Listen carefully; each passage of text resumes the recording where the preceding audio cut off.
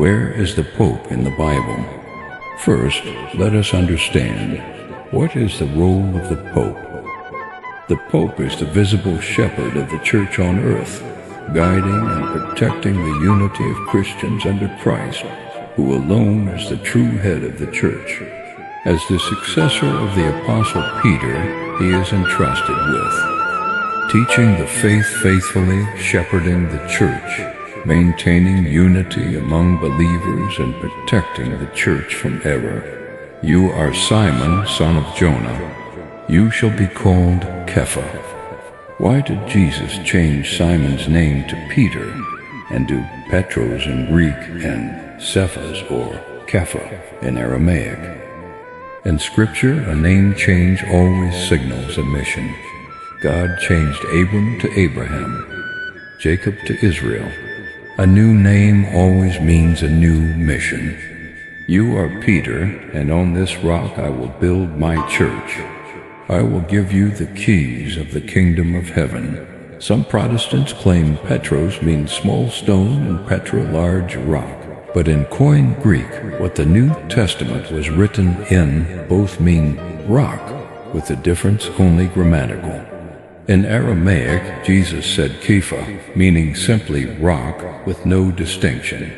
So Jesus actually said, "You are Kepha, and on this Kepha I will build my church," or "You are rock, and on this rock I will build my church," which shows that Peter was the rock. Jesus then gives Peter the keys of the kingdom.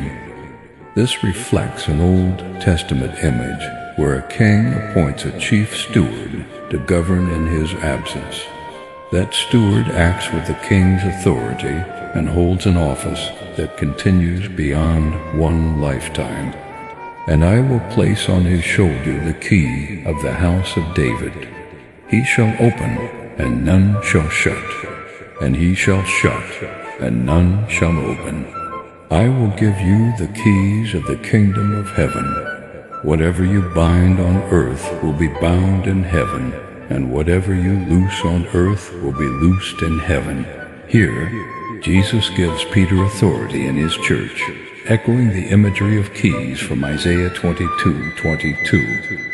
Together, these verses show Peter as the rock Kepha Petros, entrusted with leadership and authority in the church. After Jesus' ascension, Peter immediately takes leadership. He speaks on behalf of the apostles at Pentecost. He performs the first public miracle. He settles disciplinary matters. He welcomes the first Gentile converts. He plays a central role in the first council of the church. Peter functions as the visible leader while Christ reigns from heaven. Did early Christians see Peter this way? Yes. A 5th century Byzantine mosaic found at El Araj, ancient Bethsaida, near the Sea of Galilee, called St. Peter, the chief and leader of the heavenly apostles. This shows Christians long understood Peter as the principal apostle. Cyprian of Carthage he called Peter, the source and principle of unity, and spoke of the chair of Peter as the center of unity for the church.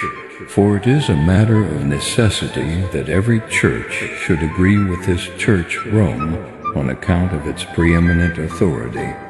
Peter is indeed called the rock, on whom the church is built, so that no assault of the devil may prevail against it. Let us follow the tradition of the apostles, and not disregard the authority given to Peter. Why this continues? Jesus commanded Peter, "Feed my sheep." That mission was not temporary. The church did not end when Peter died, so the responsibility did not end either. The Pope is understood as the successor to that pastoral office, continuing the task of guarding unity and teaching faithfully. The title Pope came much later, but the office has existed since the very beginning. Rejecting the papacy simply because the name isn't found in Scripture is inconsistent.